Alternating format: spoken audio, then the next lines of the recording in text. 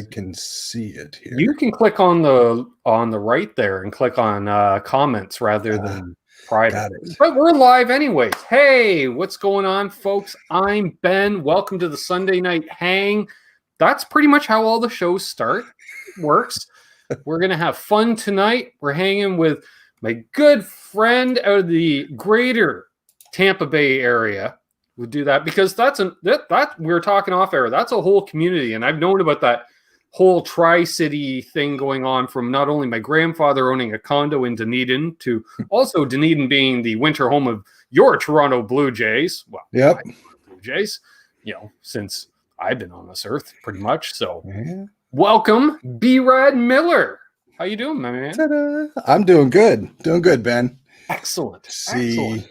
I haven't figured out how to say hi to everybody in the chat here. Well, in that case, you will have to open up the YouTube chat for that one. Got it. If you want, you can do that. And in the meantime, I'm going to do roll call because I see Zach Thong was in here an hour and a half ago. So he said hey to both of us. And yes, because he's local to me now, he stopped in at Ardens Music last Wednesday, took a quick look around. Nice store and friendly people.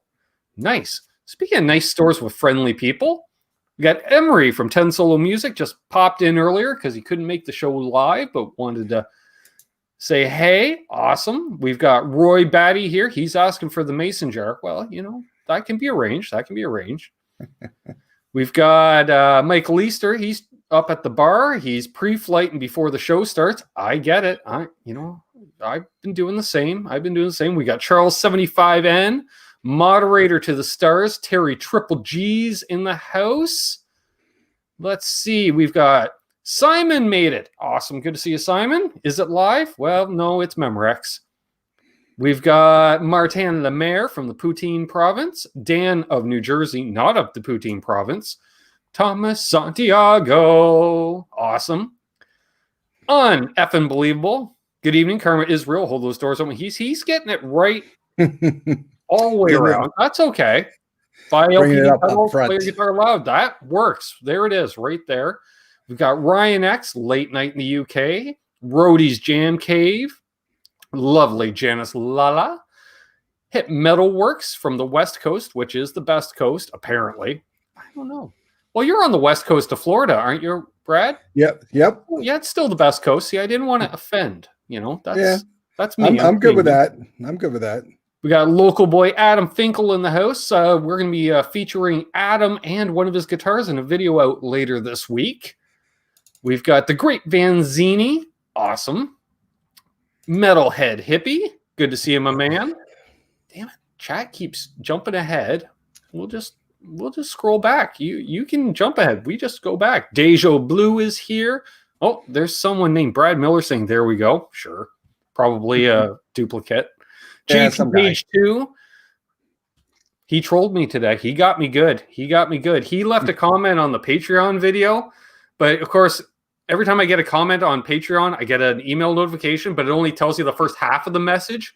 And it was one of those near the end that says, in case you can't tell, I'm being sarcastic. I'm like, because I'm like, what'd I do to him? Sorry. He got me good. Oh, hey, Driddle. Terry Himes is here. Krenar, the Albanian assassin himself. We can use that term because Ty Domi's retired. We've got Eddie Van Haskell, Jack Collins tuning in from Louisiana, Guitar Man 45, Cool Tunes Made Easy. Whoo!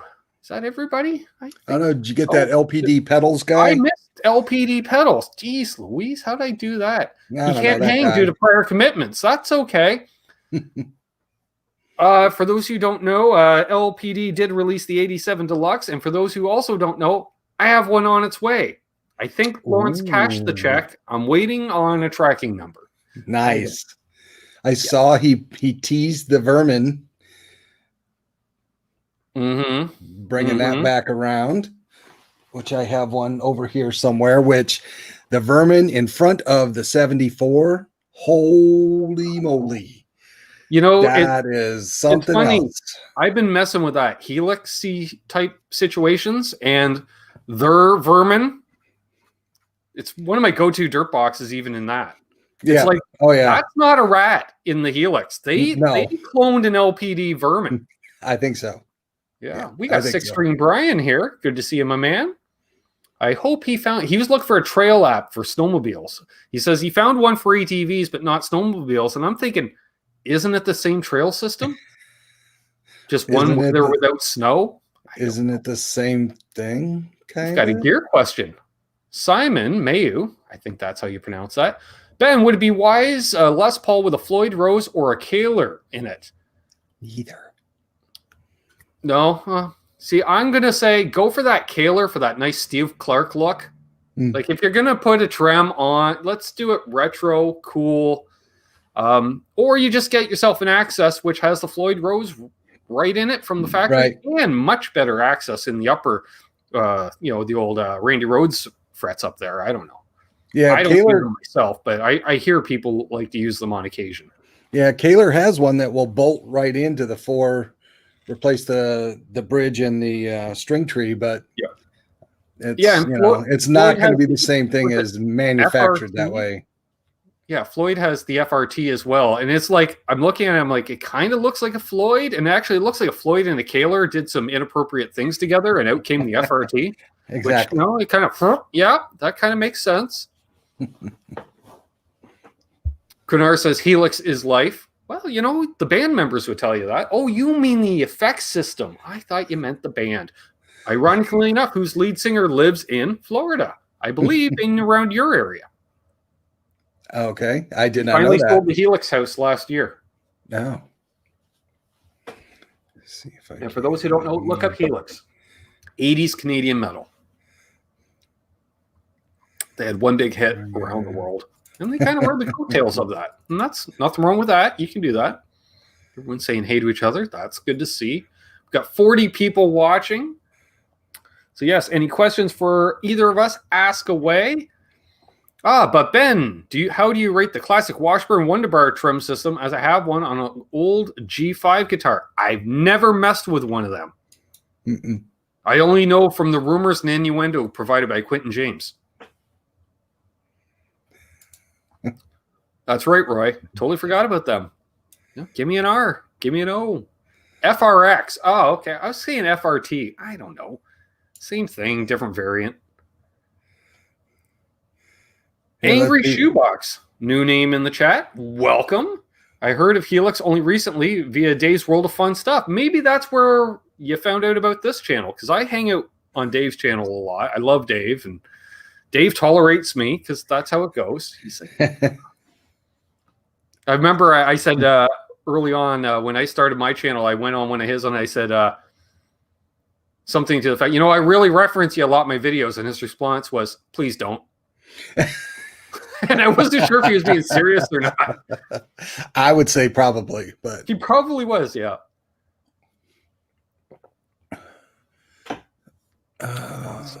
Who's the, it looks like you got a couple other new names there. Simon Mayo? Yeah, don't recognize Simon that one. And we met in Pete Thorne's chat. Imagine that. That's the easiest way. Just go to Pete Thorne's, Let's see here. V is Steve on Pete's channel. Okay, nice. Trailer Park Boys reference Helix at least once every 3 episodes. Classic Canadian conversation. Well, yeah. If people ever wonder, do you have rednecks in Canada? You check out the Trailer Park Boys, because that place really exists. Maybe not to that degree of personnel occupying it, but that is an actual trailer park they shot that series in. At the end of a dead-end road, which is about right. I can say I've never seen that, so I will have to look that one up. It may or may not be on Netflix. Alex Lifeson has been on it. Or at least he was in one of the Trailer Park Boys movies. I know that. Hey, there's Albus Band, Aaron himself. Benny Crocker. He's been seeing my cooking. I've been posting the food on the Facebooks or Face Space. I don't know. Face Space? Yeah. Yeah. Space we did some seasoned pork chops this week. I did a nice dry rub, let that set in, and then I made biscuits yesterday. So I'm bringing the South up here, That's funny because I don't eat a lot of Southern food, so. Well, you can't. You'll die. That's You true. have to moderate. That is true. It is always thick. Yes. Zach says next he's got to hit up the Belleville Long McQuaid. It is a good Long McQuaid too, Zach. Let me know. Shoot me a message, and we'll meet up if you want. To do this. Let's see if there's a way to do this. Oh, okay. Hold on. Nope, Yes, Angry Shoebox. Yeah, a lot of Canadian bands. Maybe they released it in the US, but it didn't get a big promotional thing. Whereas you can have a hell of a career in Canada, because for those who don't know, we have CanCon, which is Canadian content, which means all public broadcasters have to broadcast at least 30% Canadian music on their stations. So if you even have a mediocre, decent, catchy tune, Brad, it can become a big, heavy rotation hit in no time. And if you have a really good hit, like, let's say, like the genre of classic rock, we started seeing a huge abundance of classic rock stations come out in the early 90s, that 91 to 93. Well, all of a sudden, Alanis Morissette's Jagged Little Pill comes out. It's all over classic rock radio. I'm like, this is nor classic nor rock. It's rock-ish at times, but... does Canada still have rock and roll? Well, we do. It's in hibernation currently till spring. Hey, Marsman. Good to see you, my friend. Mickey Studdlemeyer's here. Nice. Apparently, Trailer Park Boys is available on Netflix, YouTube, and Google Play. Yeah. Nice. Hey, the fuel button's here. Awesome. All right. So I'm trying to figure out if I can share this picture, and I don't know if it's going to work or not. Hold on, let me try. We got Big G in the house. Good to see you, Gary. Yeah, the crazy part about Jagged Little Pill was I hated it when it came out, but it was played so much on the radio. I'm like, after about that 500th time you heard the song, I'm like, that's not bad. Mike Lisa says Pete Thorne has a great video about solos in Canadian rock songs, e.g. Saga. Awesome. There we go. Let's see. Let me see if I can figure out how to do this. All right. Share screen. Sharing screen with two monitors. Don't know if this will work or not. There we go. Yeah, because it should come up on my end. Aha! Ooh, yes. Okay. So look at this. So I blame that on Mr. Brian Cote, because I went to take a look at that for someone else. And if it was that sunburst color all the way through, that puppy would have probably been coming home. I love white over anything. Like that, it just reminds me of Waddy Witchell. Yep. No matter what model guitar, but you do white, like white over a burst. Yeah, so I like that. That could have been yours, Brian. Could have been. I think it's still there. They were teasing me with it the other day. So, and that's over at Play It Again. And that's at Replay Guitars or Replay. Why do I call them Play It Again? Wait, that's it. That was a used video game chain. That's right. It's also a used sporting good place. Right, as that well. too. Oops. All right, there we go. There's that. And let's see. I think Blackjack Guitar Nut. Hey, buddy. He's asking what year it is. It's a Fender Custom Shop. Custom Shop 2019. Nice.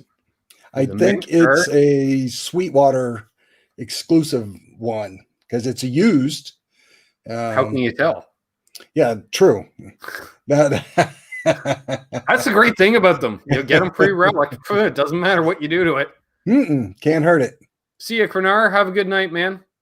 Let's see if I can get one more picture here for the back of the neck. Where was that? Because that was... Oh, I probably could have just... Adam Finkel says sports store too. Well, see, video games to me, that's a sport, isn't it? Well, it is nowadays. I was just ahead of the curve by about 25 years. Let's see. Here we go. Oh, jeez. I got too much stuff open here. And Deja Blue was saying all the music stores are now secondhand stores only. Not around here. The stores are still fully stocked. It's a hassle to get stuff in, but it hasn't been selling. Ooh. Oh. It is a fat, chunky neck. With a bit of V to it. Yep, and it felt nice. Well, see, Brian, the brokerage fees and taxes, no, you fly down and you fly back with it. It probably would have been cheaper. With the way airfare is right now, it'd probably be pretty good. Hey, Chris Baseman.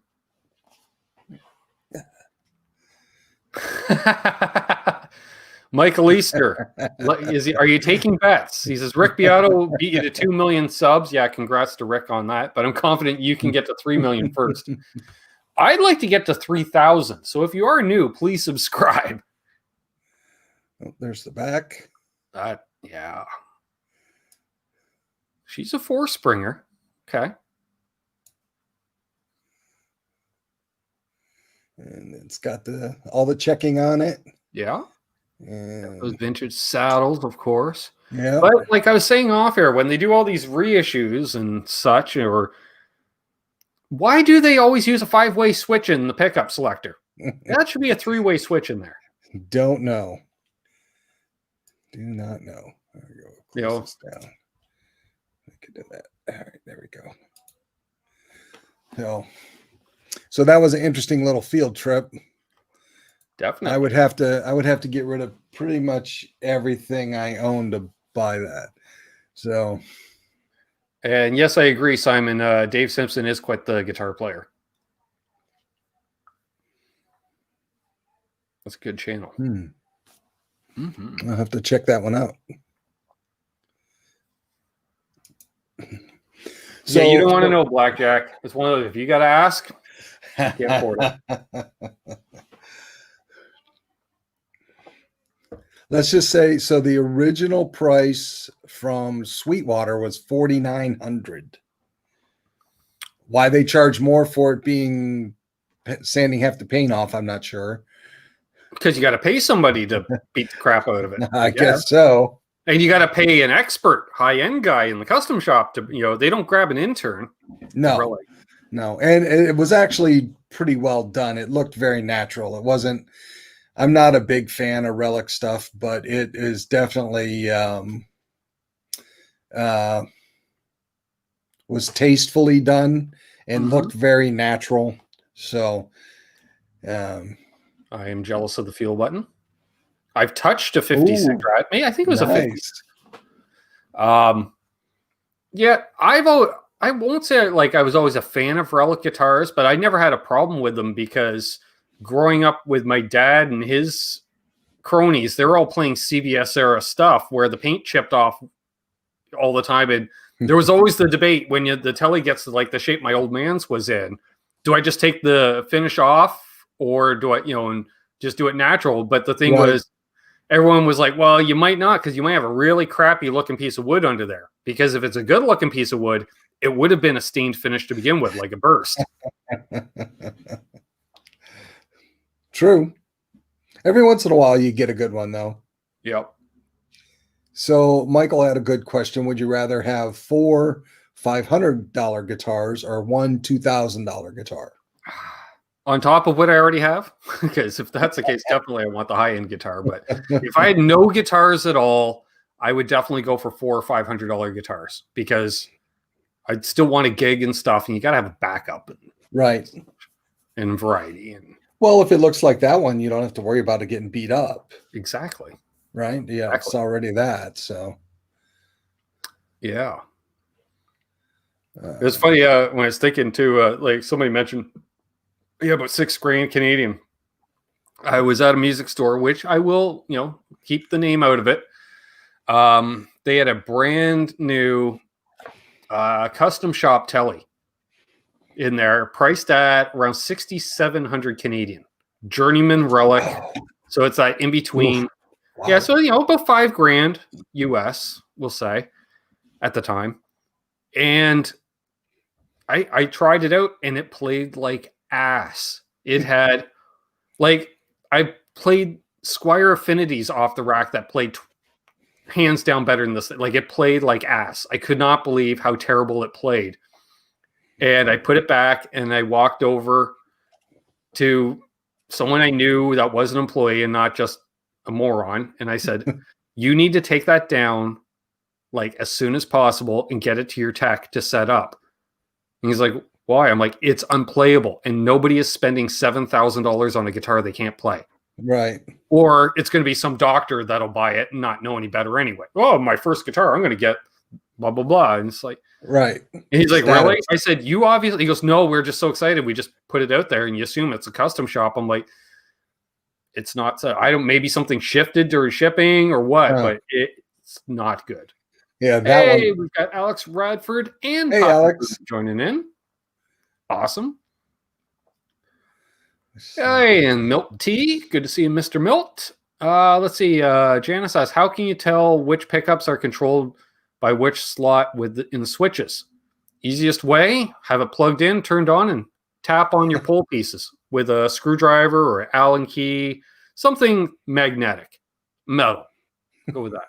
Unless they're microphonic as hell, then you can just flick them with your finger and you'll hear it. On your neck. Yeah. And apparently Brian still likes Les Pauls. Good to know. This just in. Yeah, breaking news. Breaking news. Yeah. Not a problem, Janice. And I learned that trick. I don't know where I learned that. I relearned it watching Dave's World of Fun Stuff. I remember that because tap, tap, tap, tap. Because generally he remembers to check the pickups after the strings are already off of it. Hey, Sonia. Good to see you. Nice. So my dad was asking, he's like, so, Sunday around dinner time, he's always, so what's the agenda for tonight's show? And I said, we got Brad Miller on. He's like, oh yeah, who's he? And I said, well, he's played for a time or two. He's like done a bit of this and that. He's a bit of an enigma at times, because he doesn't like to brag. He's like, oh yeah. I said, oh yeah, and he's the guy that brought Van Halen to Florida and introduced Van Halen to Florida. He's like, no shit. Oh yeah. Hey, until somebody proves different, Brad. That's our story. That's true. That's true. At least the panhandle for sure. Well, there we are. Exactly. No NAMM in 2021. So that Summer NAMM is definitely canceled as well, Brian. I figured they were going to cancel Summer NAMM next year anyways. Because if they're going to come back with the NAMM show, they want it to be the big one. So it's my fault. Yes, it is my fault. And I'm very proud of that fact. That's right. And they played all over Florida, especially the earlier tours. Oh, yeah. Now it seems like you play Miami and maybe Tampa area. Usually Miami, Orlando, Tampa, and Jacksonville. That's yeah. And usually it's going to be one or two of those various cities. But back in the day, they're like, hell no, we're going to do 8 dates just in Florida. Right. Because I know they played Pensacola. They played Tallahassee, Jacksonville. They basically played the whole panhandle pretty much. So, and then worked their way down the state. So, sure. Yes, there's some form of virtual NAMM, although I don't know how that's going to work because is it only do we still have to get NAMM passes to get access to the virtualness? Because in theory, it shouldn't be open to the public. But then again, with the press not being there, and who's the press? That's us YouTubers. We are the press. Where's Amanda tonight? I don't know. That's a good question. And where's my favorite Coombs? Yeah, exactly. Who knows? Sorry. You're here. I figured she'd be here. Figured. Isn't that how I get her to tune in? I just have her friends come on. I'm kind of upset now. There's Mad Raj. RJ, good to see you, man. Let's see. Yeah, she's been kind of quiet today. EVH fills. The Pixie Dust / Magic after Versus. No one talks about them.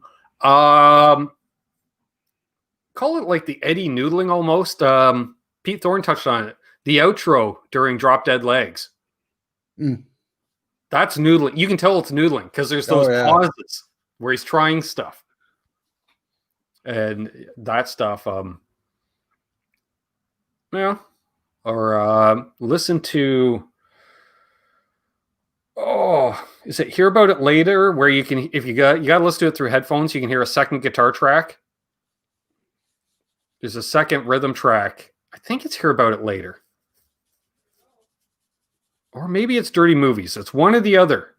And it's in one side, but it's like he plays the riff and does a chukka sort of like Atomic Punk. And then he played the riff again and do a pick slide. And he alternates back and forth. And I'm just like, that is the track. Because he's just mixing it up back in there. But it's just kind of mixed down. And I didn't notice it till I was listening. I think it was one of the NAMM flights where, it's rare that I listen to music with headphones and have it directed like that. And almost I'm like, what is it? Here I am dissecting. Hear About It Later on a transcontinental flight. Because why not? Max was going, everyone's asking where Amanda is. I don't know. She's been quiet all weekend. Simas, I need to ask a question, please, Ben. Do you rate the Guitar Buddy? I'm not sure what the Guitar Buddy is. So I'm going to rate it as low on my radar. Is that no, that's the Chord Buddy.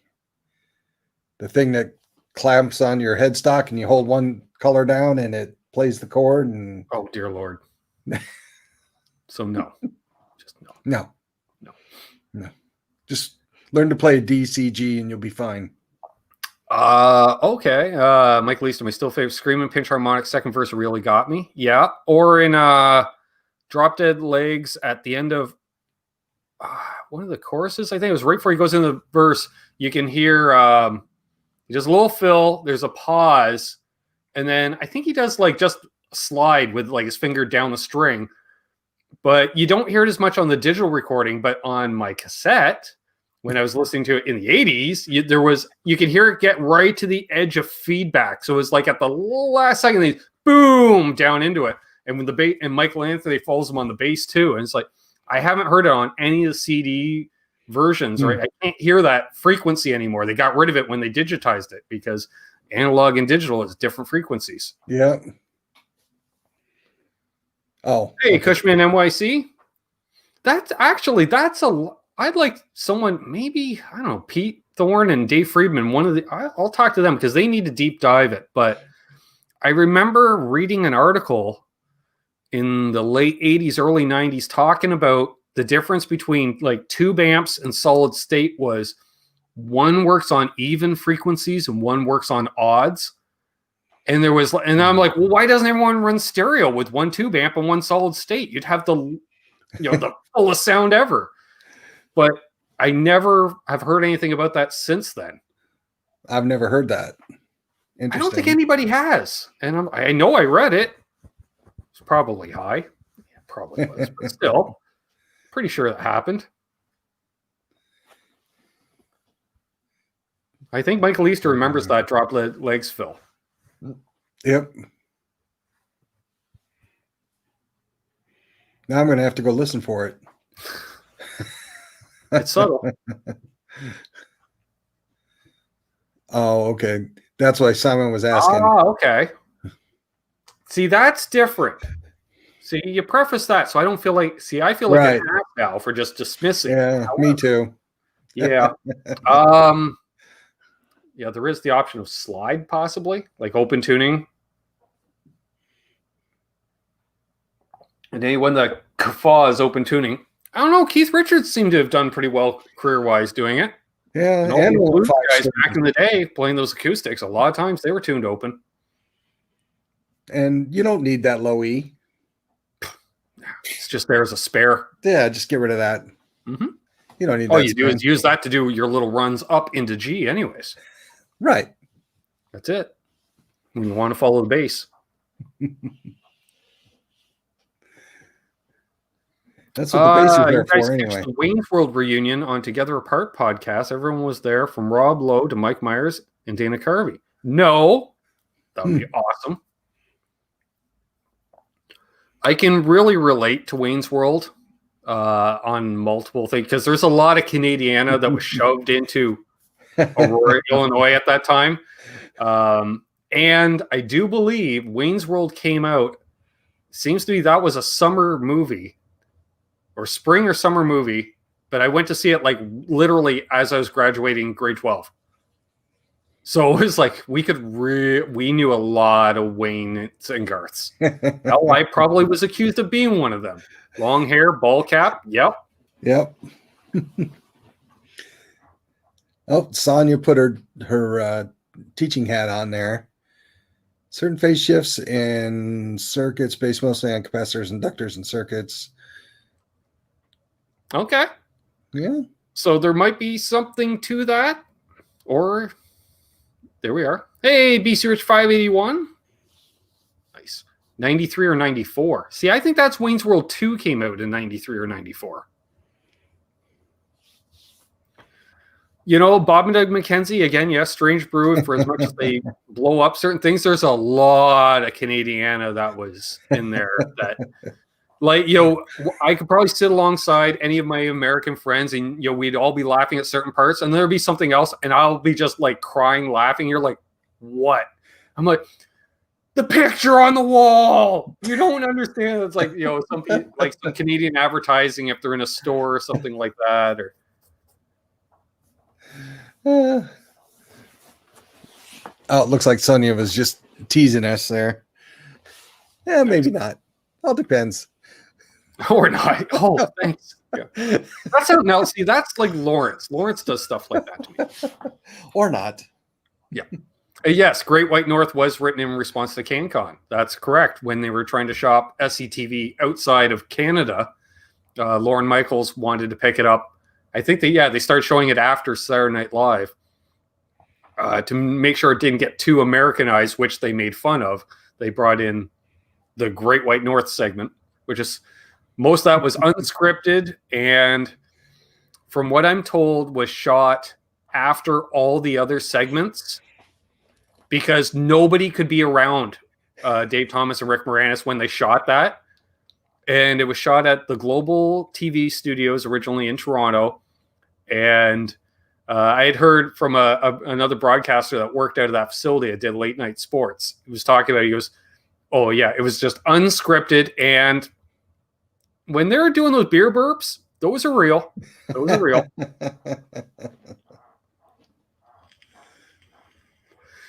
Unbelievable says SCTV better than SNL, and I'm not from Canuckistan.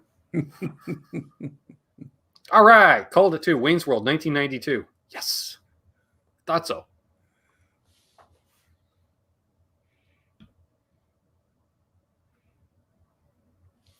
All right, people are confirming my suspicions. Awesome, loved it. Well, that's where, so Second City TV is where a lot of the original Saturday Night Live cast came from. Yeah, So, from Second City, because Second City had two locations, Chicago and Toronto. right. Which is why you've got a few Canadians on the original SNL cast, plus Lorne Michaels being Canadian as well. And and he knew where, you know, hey, let's do a sketch comedy, you know, with be able to think on your feet. Well, let's go to Second City, which is an improv troupe.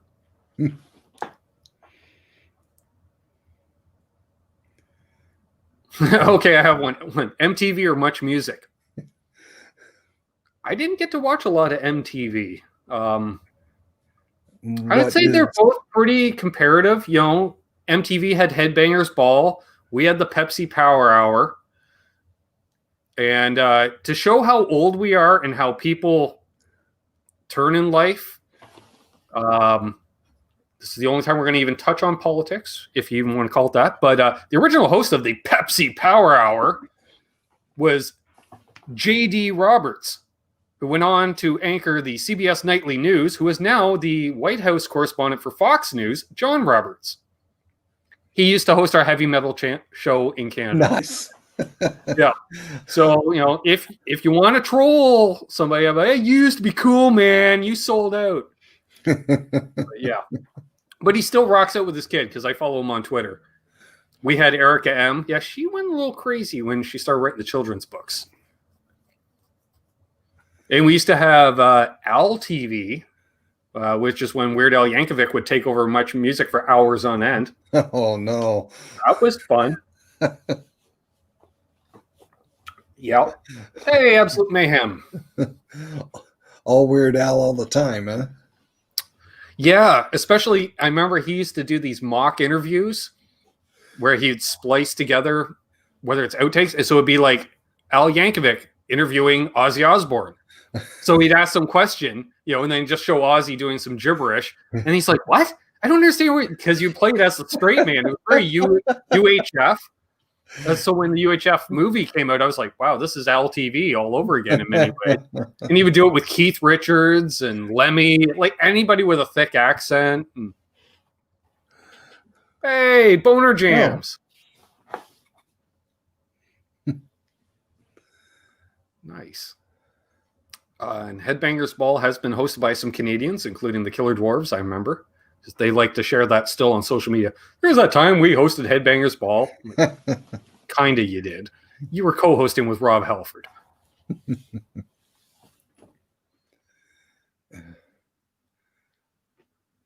I don't know if I want to read that. From Terry? No, from someone says they're writing a children's book. I can't even say his name. I feel so bad.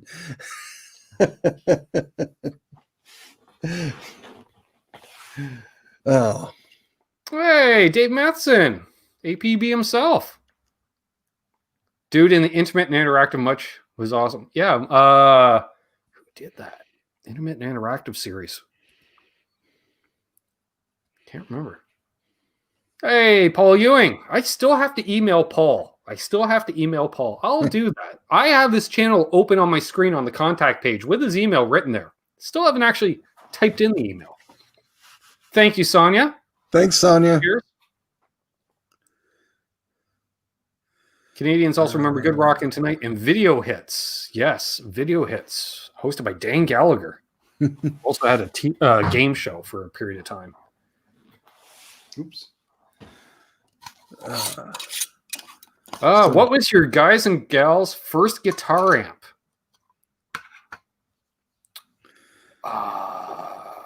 Well, my first amp technically was a bass amp. It was a solid state GBX, similar to up here. Boom. With a cabinet, Brad, that looked about the size of an Ampeg fridge, except the only speaker in it was a single horn that faced the back of the cabinet and then baffled around out to the front. Okay. The 70s, right? So my first real amp was a Fender Bassman and a Trainer 412 bottom. And I want to say I paid about $150 for the pair. It was loud. It was really loud. But all my friends had Marshall stacks. So I was like, man, I can't afford a Marshall stack. So my first guitar amp I played through was when Dad gave me basically the telly and his amp to play through, which would have been a Silverface Vibralux. Oh, nice. But when I bought my Les Paul to get my own guitar, it came with an amp, which was a Hohner keyboard amp with a single 15 in it, solid state. Could not figure out how to turn it on until I realized the power button was also the light. Because I'm like, there's got to be a switch around here. And I'm like, no kidding.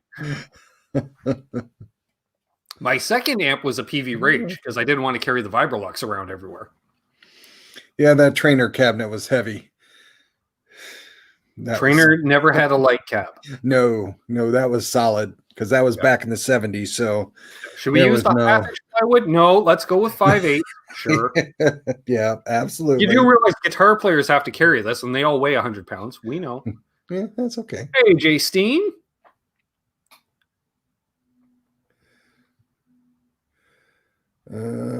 Oh, Paul Ewing, he had a National with one knob and an 8-inch speaker. Nice. I like that. Paul, you're dating yourself a little there. Hey, Gary Davlin's in the house. Good to see you, Gary. Stop building a rack with me. So there's nothing easy about rack. No. Rack mount, yeah. The original pedal boards, when every rack piece was a single effect. I remember who was it? Who was geez, now I'm drawing a blank. Dang it, drawing a blank. Never owned a Carvin amp. Unbelievable. I haven't owned one of them. Seen a couple used ones recently. Never saw a lot of Carvin in Canada, probably because, it was all direct order. And why would you pay the import fees and all that? It just wouldn't make sense. Hey, there's Pop. Awesome. And PJ and or the Beard. I'm assuming the Beard. Mellow Brian's here as well. Yeah, the Beard. GBX on a trolley. Nice, with Velcro and a small head on top. Still have the trolley right behind the couch here. Probably as big as the couch. You're not kidding. Oh, dang. Second amp was a mint condition blackface super reverb, 350 Canadian. Nice.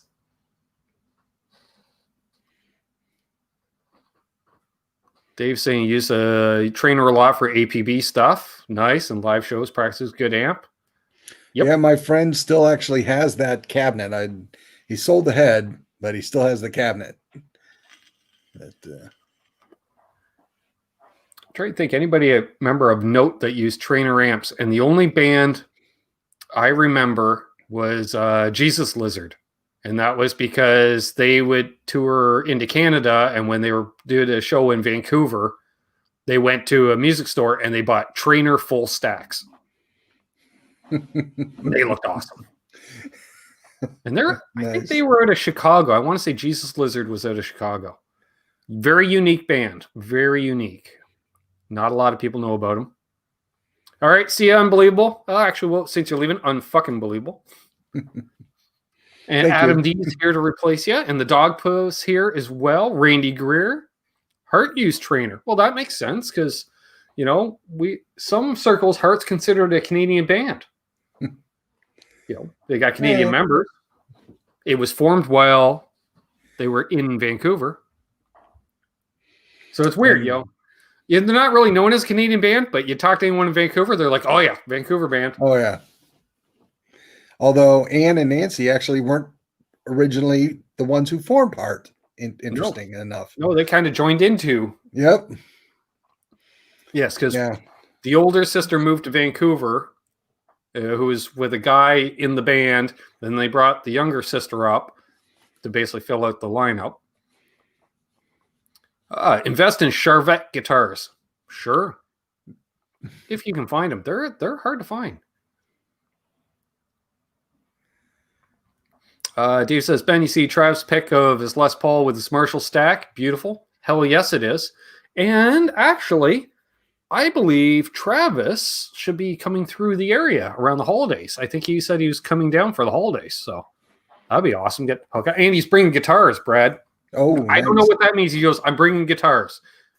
Anybody else that, Brad used to, I'm coming up for a visit, I'm bringing guitars. I'm like, oh, cool, check out some guitars.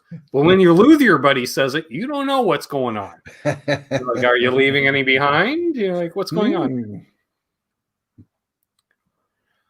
Charvets are as rare as a Chevette. Yeah, pretty much at this point. I would agree on that. Most of both have rotted away at this point. Deja Blue likes the new AC/DC. I haven't listened to it yet, actually. Yeah, I heard the one song, but that's it. The only thing I don't like is it's almost like AC/DC, the last 2 or 3 albums they've recorded with Pro Tools and they saved the presets. That it sounds like it's all recorded virtually because the guitar tone is identical.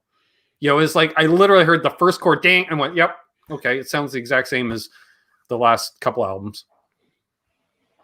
That's right. Chet, we got the Strat in the back, the pewter Strat. I guess it's pewter. I don't know, blue, gray, pewter. Could be, sure. Clapton had one like it. I remember that. That's why I liked it. Did you ever put the neck on it? No. The neck is less twisted than it was, but I have a new neck coming for it. For those who were watching Pete Thorne earlier today, he had mentioned one of the two guitars he used in the Van Halen tone dive, deep dive tone wise. Which was a great video. Yes, he was playing his black Super Strat style, and then he had that one. He mentioned the video. It was funny. He mentioned it in the video, the gold-bodied ESP. And in the video, he's like, I don't really care for this neck. It's not quite. So I messaged him. I'm like, I like that neck. I'll make a deal for you. And so originally I offered to buy it, and he offered to give me the neck as a thank you for moderating for him. Nice.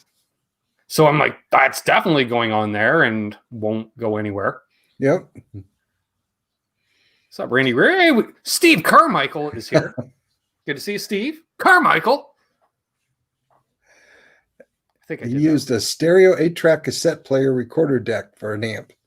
Nice. I've got from Adam Finkel here in the chat. He brought over a Scarlett system for me to try out. So now, see, I got the virtual pedals and amps. Now I got an interface. I don't know what's going on. It's almost like I'm going digital here. Oh, Brad. no.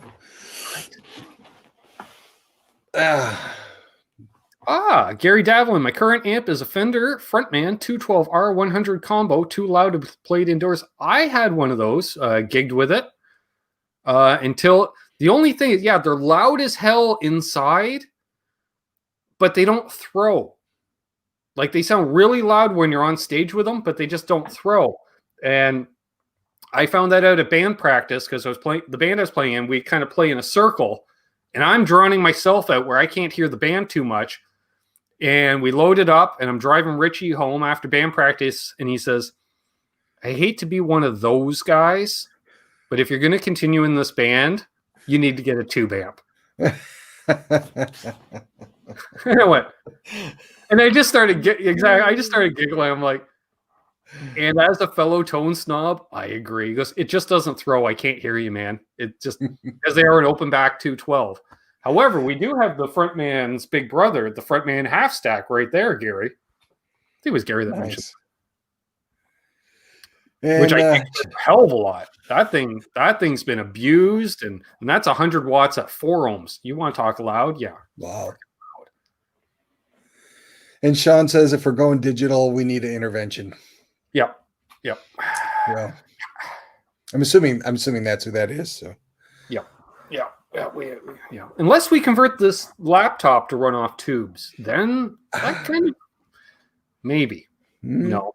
Maybe no. And if anyone says you can't play heavy music, I was watching a thing, they said you can't play real heavy metal on a Les Paul. I played a Les Paul and through a Fender amp, and I was playing in drop C heavy as all hell because I just used that MXR full bore metal to push that amp. Hey, Charlie S. Good to see you. Should I fire that amp up again? It's got a unique tone stack. It's aggressive. Paul Lou. Of course, the pots are dirty as hell, Brad. You know that. I'm surprised. Yeah. I am very surprised. We can't change that. You know, that's a signature, right? I think it has. I cringe every time. For the headphones. When you put a video up, I'm like, oh no, what's he gonna do today? I just but they don't edit out the gaffes on the repair videos anymore either. Yeah. Well, like you saw me grabbing that screwdriver for that stop, and you're just like, I just like, no, I'm already typing. No, don't. Too late. Fortunately, I popped off so much trim pieces off cars and shit over the years. You know, a flathead screwdriver is like a scalpel to me.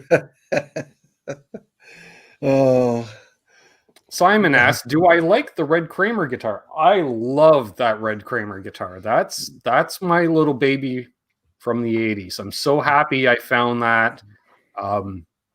I think it was meant to be because it was underpriced compared to the other stuff I was looking at that day. It felt great immediately. The tone, it inspired me to play more. And now that I put a bunch of upgrades into it, it's even better.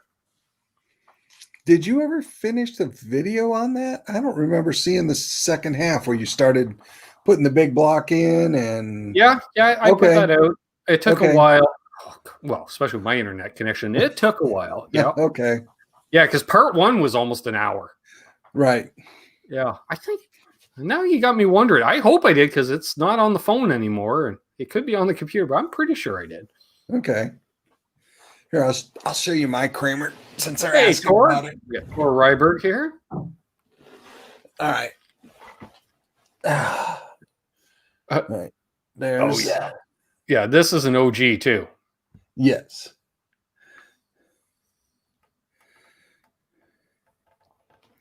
Love that color. I wonder why. I don't know. See, and that's the other thing I love about the guitar, because that's like my buddy guitar to your guitar. Exactly. You know, it's the little brother to yours, sort of like, was it with my Wolfgang? Caleb from Nerd Halen has the same burst on his Wolfgang special. He's like, awesome, we have brother guitars now because they're both made in Japan specials. I'm like, see, and that's why I can't get rid of that damn guitar now, no matter how much Amanda wants it. She's going to steal it one day, though. She'll have to. Or you're going to have to buy her one. Yeah. Good. You know, I've been trying to put a value on that just so I know. There hasn't been a Wolfgang hardtail for sale in months.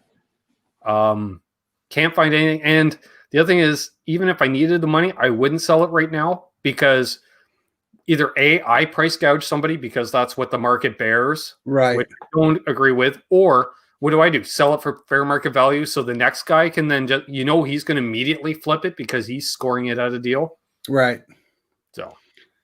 So apparently, next one is that the Vivian Campbell model. Yes, it is. Nice.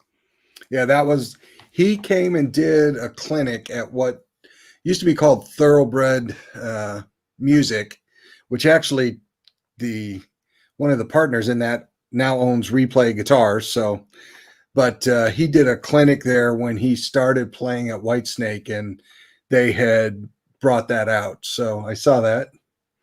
Okay. Well, at least someone's paying attention because clearly I'm not. I couldn't remember, but honestly, I put out so many videos that I don't know. You couldn't because none of my videos ever go viral. So I figure I just put it the quantity. To rake in those YouTube pennies and all. And I probably missed it. So, but yeah, they yes, Adam, Replay Guitar. Oh, Adam, you're in Tampa. Well, I'll be dipped. Look at that. Local. How about that? Didn't know that. Yes, Replay Guitars here in Tampa. But yeah, so that I wanted the blue one with the lightning bolts on it, but wasn't willing to wait that long for it. So I ended up with that one, which is that dark wine color. So. Oh, another new name in the chat here. Joe Flink. Welcome, Joe. Love the avatar. I love Thoroughbred Music. They're free t-shirts with every order. See, that's smart because that's advertising. Yep, absolutely. And look who just, boom, showing up like a boss. All right, you go watch Shameless, Janice. That's right, Janice. She warned us weeks ago. Yeah, I'm bailing at 9. Yep. 9 o'clock, she's out. That's fine. That's fine.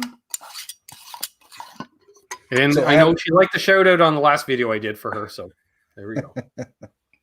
Adam says he's in Clearwater. Nice. That's right. The only thing better than free stickers is free t-shirts.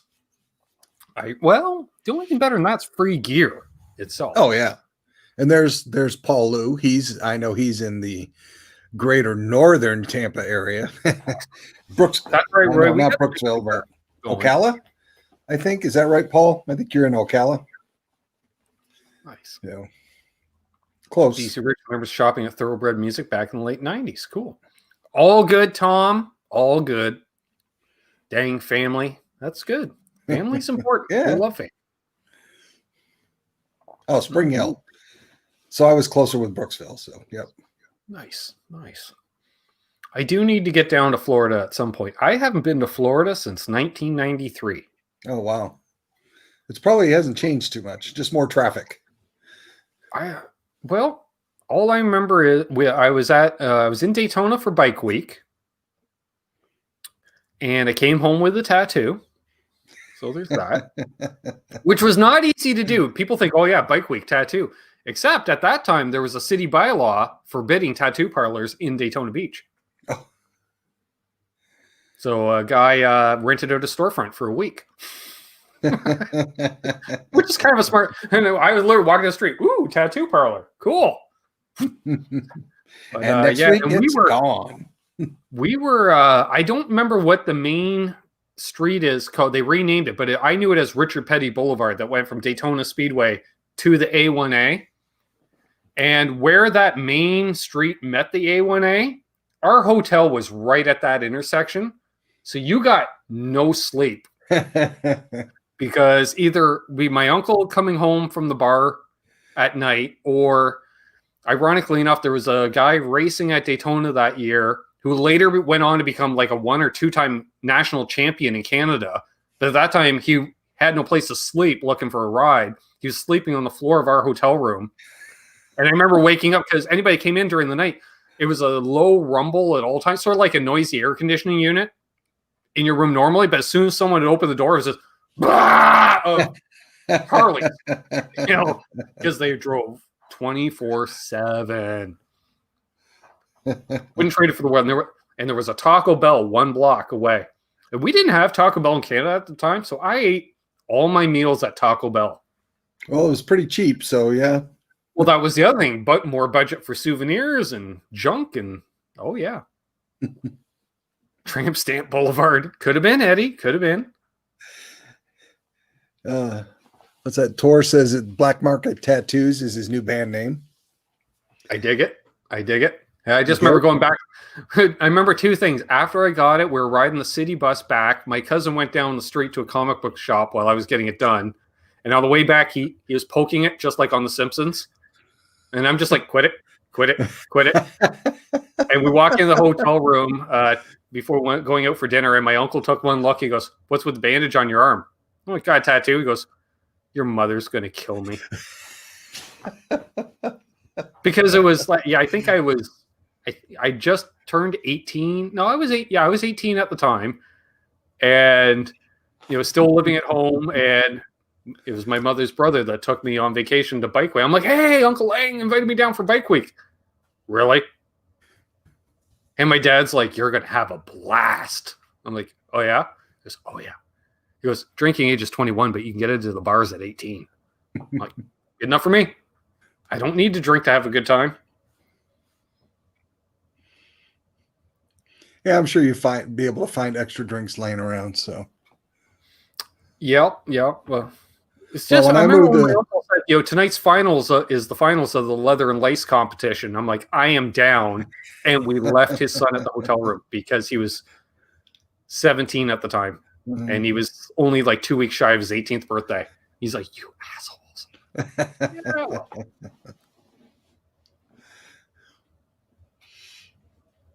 I told Eddie Van Haskell Tramp Stamp Boulevard is a new band name. Yep. Actually, that sounds more like an album title. Yeah, could be, yeah. Or something. Yeah, I like that one. There we go. So there's we got the band name, we got the album name. Yeah, and that was my first of many tattoos.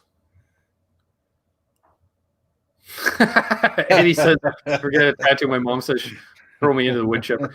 Yeah. Well, I remember getting home from that trip, and I took the bus home from Toronto, and the bus station was in the same plaza as our restaurant at the time. And I come in, and my mom just says, "Let's see it." It's okay. And she saw it. She's like, "Well, that's not too bad." And she named it. I'm like, "Okay." because it was a skull. She named him Jake. And my dad said, "You're 18. I don't care what you ever do. But if your sister wants one now, you're fucked." My sister has a tattoo. But fortunately, she got it many years later. And you're not responsible then. All right. There we go. Ooh. Jay Steen has a guitar-related question. We like those because we should have at least 3 during a show. What 2 guitars under $2,000 and $2,000 under would you and Brad pick as of right now?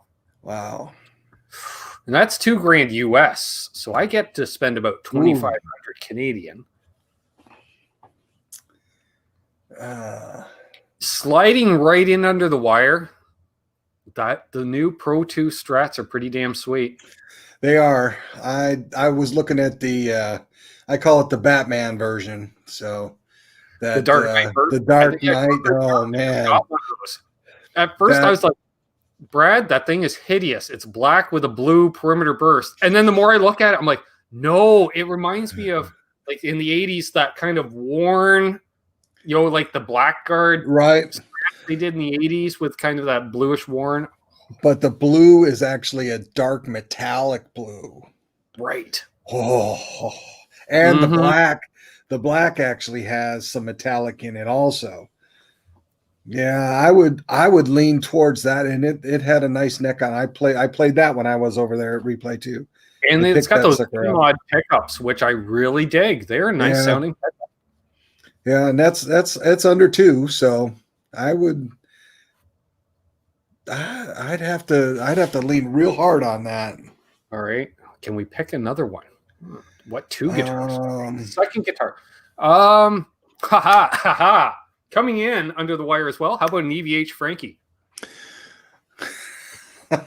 Wow, we think a lot alike because that was the other one that first popped in my head too. This is why we're doing a show together, Brad. Yeah, there you go.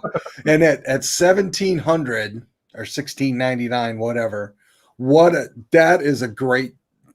I mean, sounds strange to say. For that money. Yes, sounds strange to say. $1,700 is a great deal for a guitar, but no, that considering that. They're all hand. Hey, Tony, that and that. What was it? 3 years ago when they made a limited run of those, and those guitars were $25,000.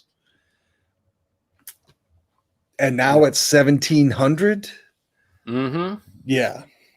Sure, they cut a few corners, but guess what? I don't need every exact cigarette burn, scratch. No. And the fact that you can actually, if you want, wire in the neck pickup and use the switch, even though it's in a very precarious position to try and use, but you could probably get there. You're not switching for the chorus and the verse. No.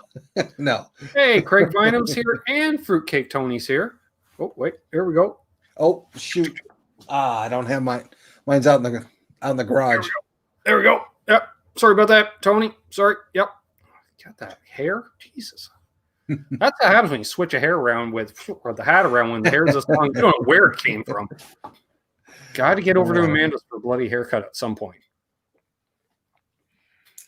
Especially since I'm playing with this Helix stuff where I'm always bending over. The hair keeps getting caught in the tuning pegs. So I do have a question, and so people are probably going to be tune out now. Did you upgrade to 3.0 yet? I did on the HX Effects. That's right. I got an HX Effects now too. Oh, now see, that's a surprise.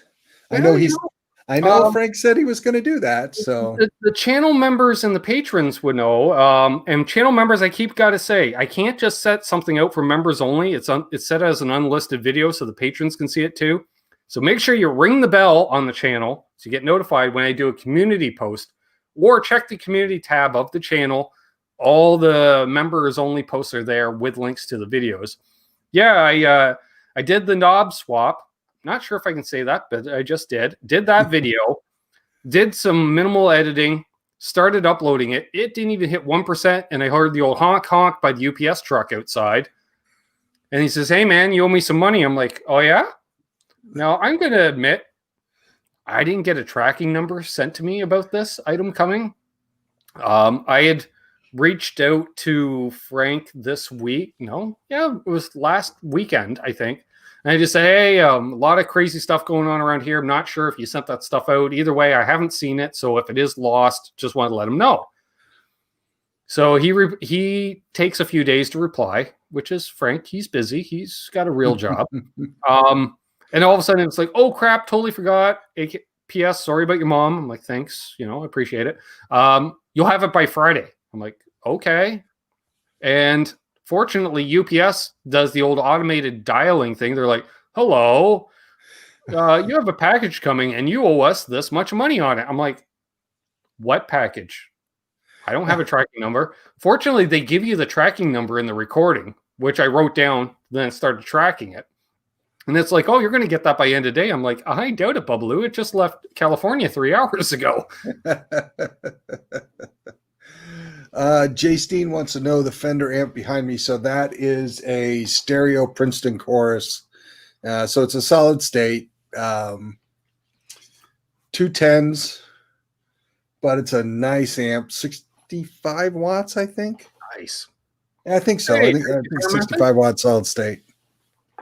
Fruitcake Tony says, so with the HX, are you going to liquidate all your pedals to your patrons and channel members? No. Until Helix is on the ball to the point where they're buying every pedal on the market. Because that's the thing. There's only so many choices in there.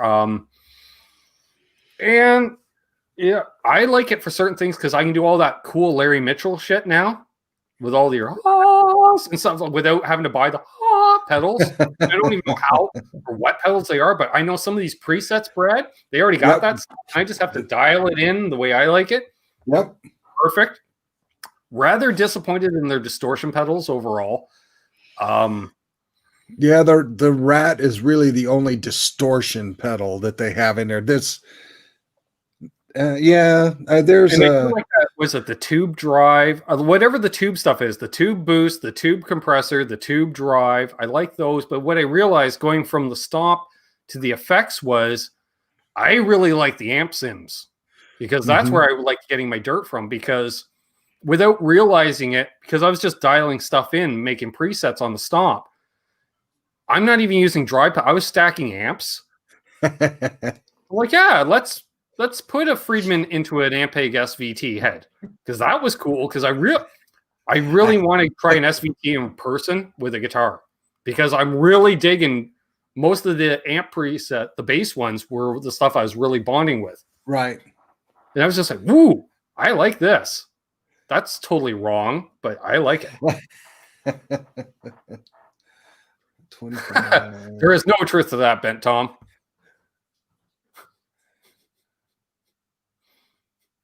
None whatsoever.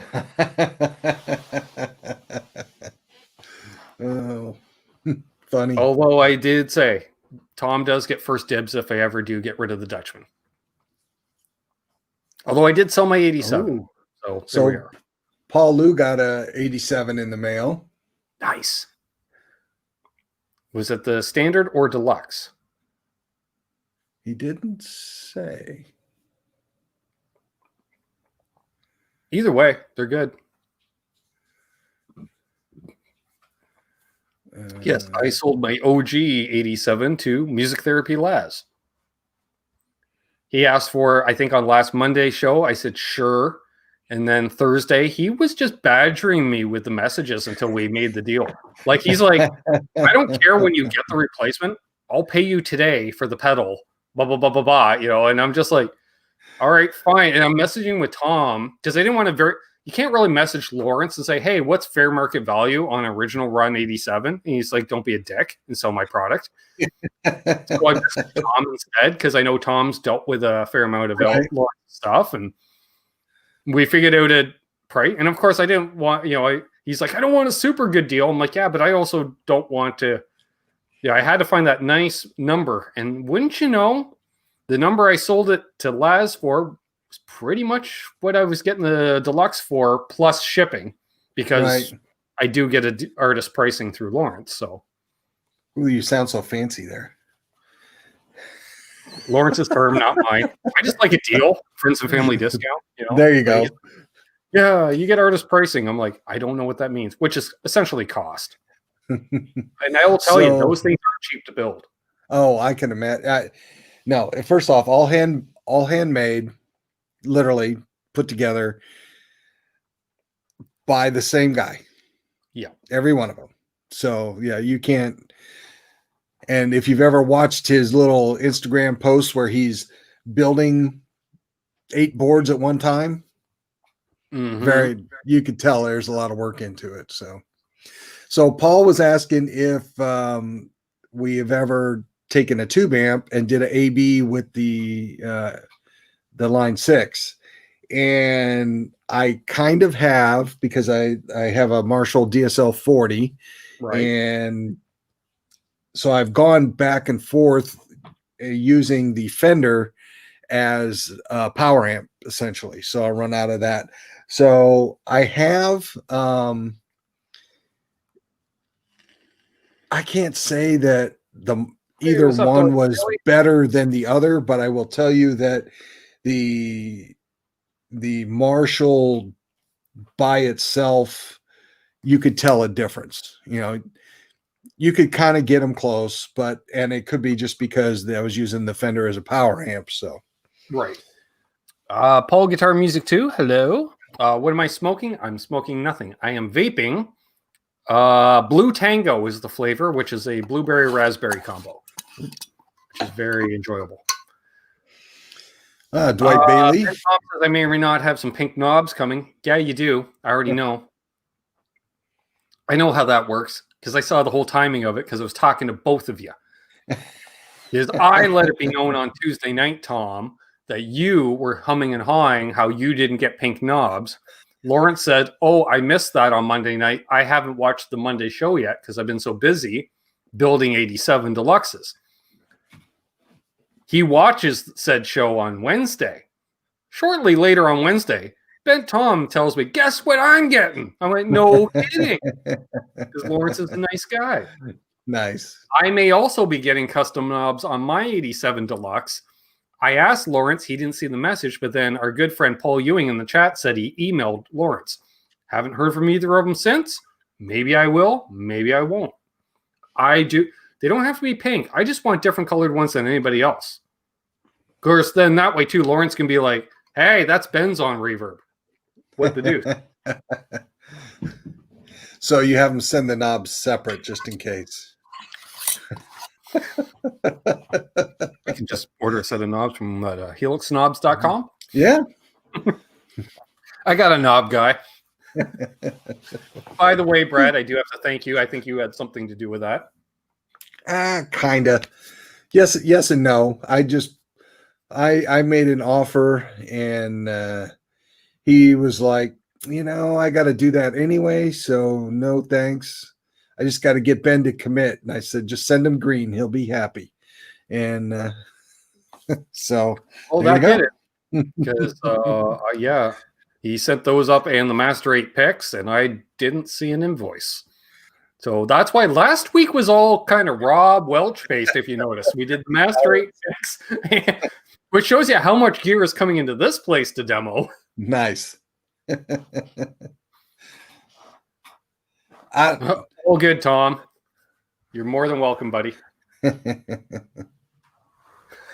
Feel what Lawrence didn't want Tom sobbing on his knobs. Oh, yes, Deja Blue. Pink knobs on a teal colored pedal. It's so Miami Vice. So the other option would be white knobs. If you could do white powder coated knobs on the teal, that'd be sweet. That would look good. And like I said, our friend. Yeah. Yeah, it's kind of that Miami Vice, Miami Dolphin thing, Adam Finkel. Exactly. Like those picks, they're not wearing too much. I've been exclusively using the same guitar pick for a week now to try to wear it down, and not pick slide friendly. I do recommend for the cost of those picks, use a throwaway pick for your pick slide songs. But the rest of it, they're very grippy because they use a rubberized vinyl type silk screen. It's really grippy. And then the other ones had a bit of a cat's tongue type thing to it. Okay. Yeah, I like that. I like anything like that that has a grip on it. I used to use the what are these? The snarling dogs. These, Oh yes. but they're the I don't know. I just after a while, they didn't start to. I don't know. They just felt too plasticky. So I was waiting for that, Tom. I knew somebody in the chat was going to say it. Master AD.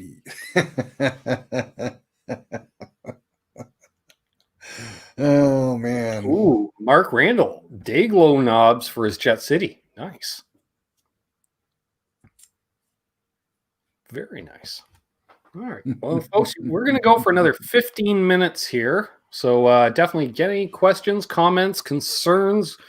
What do we got to do out this week? I got a couple of videos out this week, and they both take place in the workshop. So Brad's going to be just equally laughing and pulling his hair out. That should Nice. be fun. Well, you know, all I will say is one is a setup video for Adam, which we touched on earlier. And I said, well, do you want to wait while I do the setup, or do you want to drop the guitar off? And he says, well, how long is it going to take you to do a setup and a string change? And I'm like, well, I'm a little out of practice, half an hour. We looked at the timer while we're recording it. I think it came in at like 31 minutes. Nice. So I'm just like, all right, cool. And ironically enough, he was wondering, he put some big ass slide or side marker things with numbers to tell you what frets what, because Adam's just learning the guitar. He's like, oh, should we take those off before you do the video? I said, nah, screw it, leave them on. Wouldn't you know it, on Saturday, Dave's World of Fun Stuff releases a Strat setup video with the same markers down the side. I'm like, I bet you they bought them at the same retail chain, Long McQuaid. I just laughed my ass off. I'm like, well, there we go. All right, sure. Yeah, I have one, if I ever finish editing it, just the disassembly of the Hondo. Getting ready for, hold on, let me grab that. Oops. That just reminded me too. Laz told me when I put these knobs on, did I leave room to be able to push them down? Nope. So yeah, we got to do that again off air. Hold on a sec. Tasia Blue asks, does Brad have an OnlyFans? Yes, he's got one fan. It's his wife. It's one-on-one shows.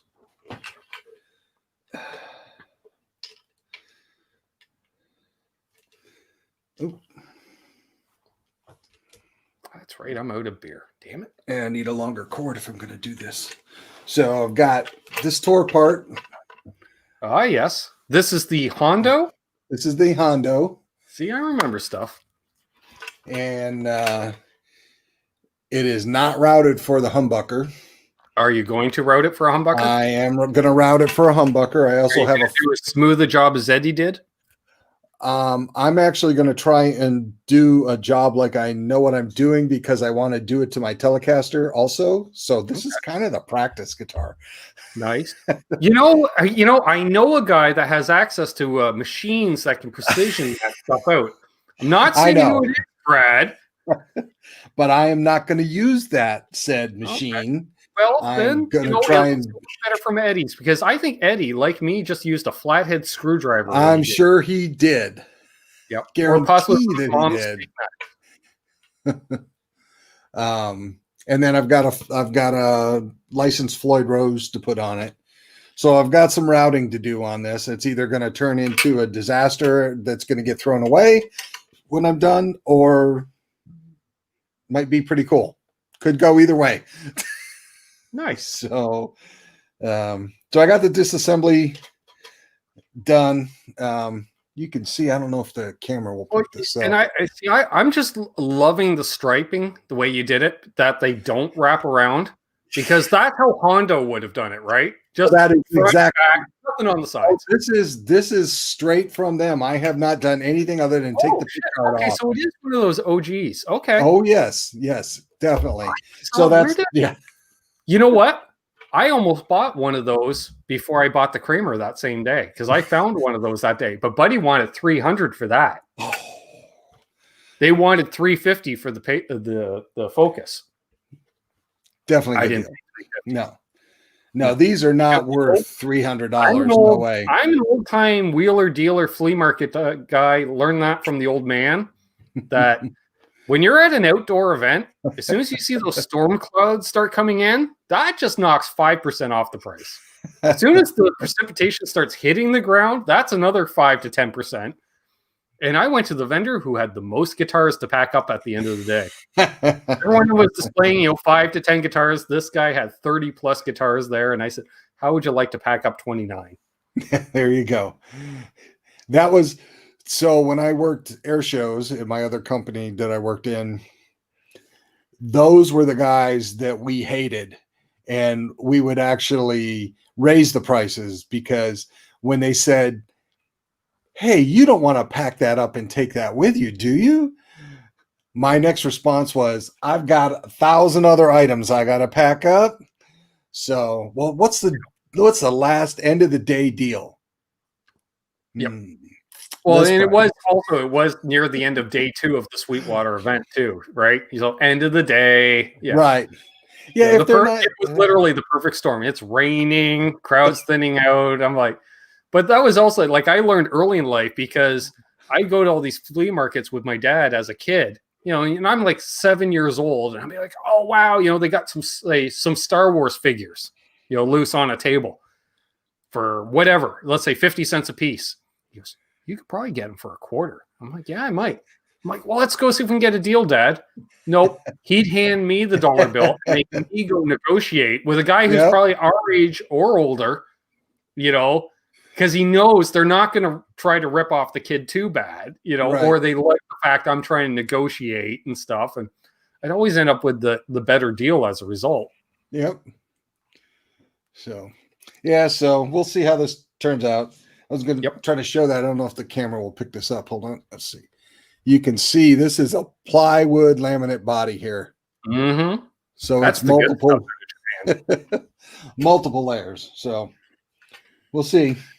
Deja Blue. Yep. Mom used to go to garage sales in the rain for the same reason. Yep. I remember, well, that was the big thing. Mostly I would go to car shows and automotive flea markets where, it's a lot of guys with tarps on the ground covered with rusty gold and stuff. But there's usually a handful of guys that would have random guitars, just, you could tell it was junk out of the garage. Right. And so I would go there, and that's where I picked up the Sykes 2x15 speaker cab along with a 63 Fender 212 Bassman cab, blonde, for $20. Because I just said, these are all car guys, bud. Nobody else today is going to be interested in buying this.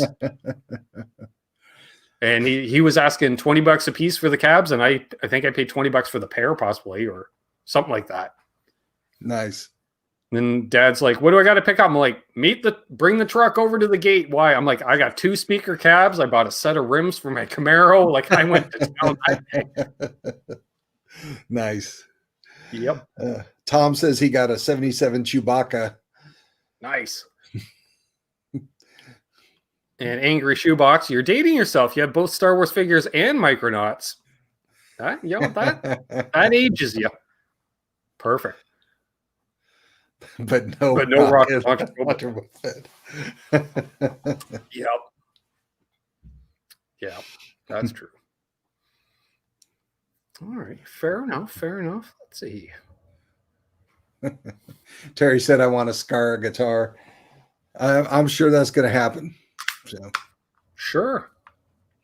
I have some stuff coming up on the CNC. So nice. We'll see how that works out. And I've got some, I briefly said something to you, but I've got a little thing. Hopefully we'll see how it works out for the HX and the Helix.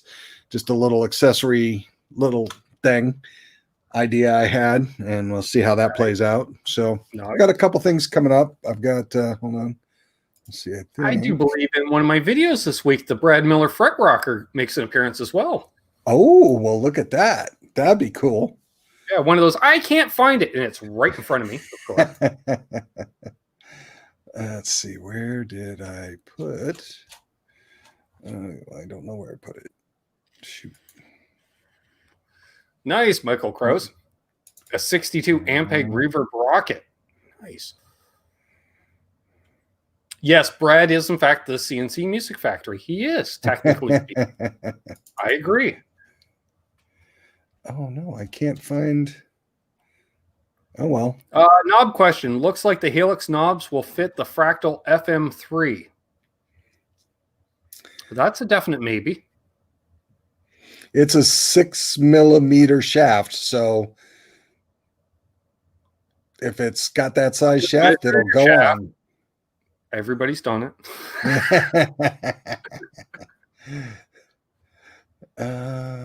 Shoot, I lost my new logo. All right, well, I guess we won't be able to show that. Dang it. See if this is it real quick. Oh, maybe. I thought I saved it as a, no, that's not it. All right, well, it's gone.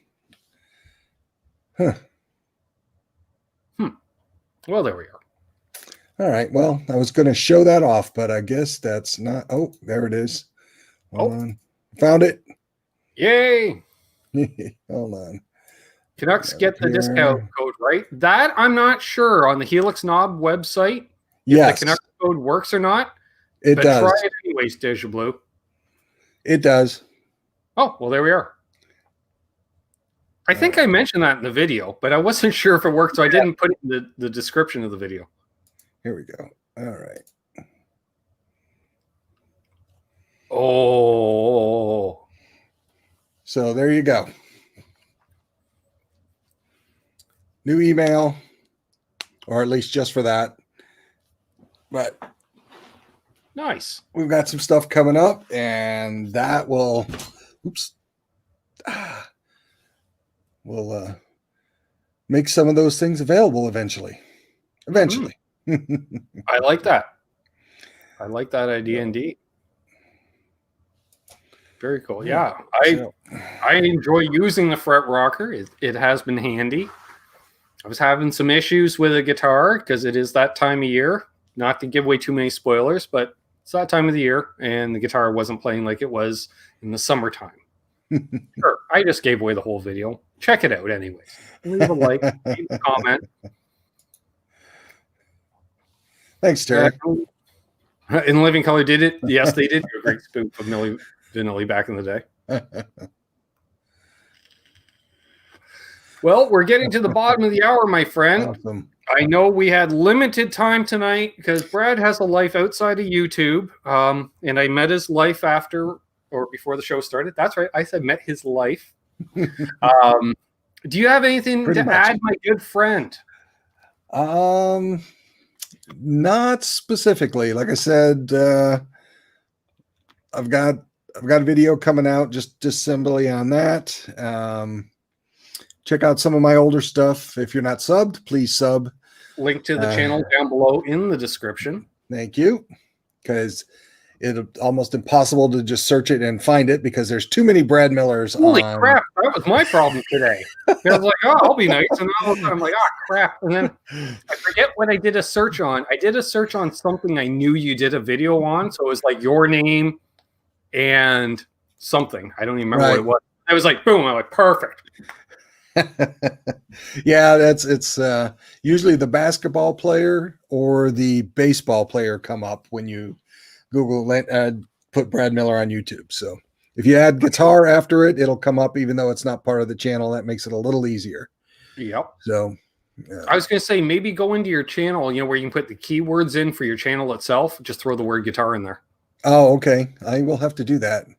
I am definitely a YouTube newbie, so. I used to have that because there's an actor with the same name as me out of England. And it used to be if you search my name, all you got was this British actor. Well, guess what? After about halfway through 2019, that didn't happen anymore. Sorry, dude. Guess you should be doing some more acting gigs instead of me putting out a shit ton of videos. There you go. Hey, there's Craig Tomlinson. Now, Craig, weren't you listed as just K Tomlinson earlier today? Because that threw me off, and then now it's back to Craig. So now I'm not sure what I saw. That's Craig, though. Sure. So, yeah, awesome. Everyone's saying it was a great show. Good. Glad you enjoyed it. Don't know what's up next week because I haven't picked somebody out of the chat to pull out for next week. Because that seems to be what my modus operandi the last few weeks is. So there you go. We shall see. You were. Okay, Craig. So I wasn't seeing things. Perfect. And randomly, everyone should check out the Feel Buttons channel as well. He's been doing some cool videos, and he's quite the old picker on the flat top. Just saying. And I want to thank everybody that tuned in. Definitely everybody that returned, because you knew what you were getting into before you returned. So that's on you. That's not you show up for the first time. That's on YouTube. Second time, that's on you. Not so much me. Yeah. Do appreciate anybody that donated tonight. I know it was Bent Tom. Thanks, Bent Tom. I knew there was one. Back tomorrow night with Bent Tom. We're Geducks with Guitars, where we will actually have a news item or two, assuming I remember them, because I won't write them down. But news on Bob Dylan. Yes. So we'll put that out there. So in case somebody wants to put, what about Bob Dylan? I'm like, right. Okay. Brad knows what I'm talking about. He already saw. But we're not going to spoil it, folks. So he's Brad. I'm Ben. This has been the Sunday Night Hang. Hold those doors open. Let that guy in ahead of you in traffic. There's Dylan Washburn. Everyone should also check out Dylan. He does the stuff with the flip side, and he puts up with Ike every week doing the FAQs. Flipside Music, link down below. And he's been doing some demos for him too. And you can ask some questions. News about, no, not that Dylan. We're talking about Bob Dylan. But see, it's amazing how that worked. I think they're listening in. Yep, how about that? Doug's wife is real. Karma, right? Be good to each other. Yeah. That's all there is. Play your guitar. Loud. That. Loud. Oh, yeah. Louder if you're single, but loud. Yeah. Cheers, folks.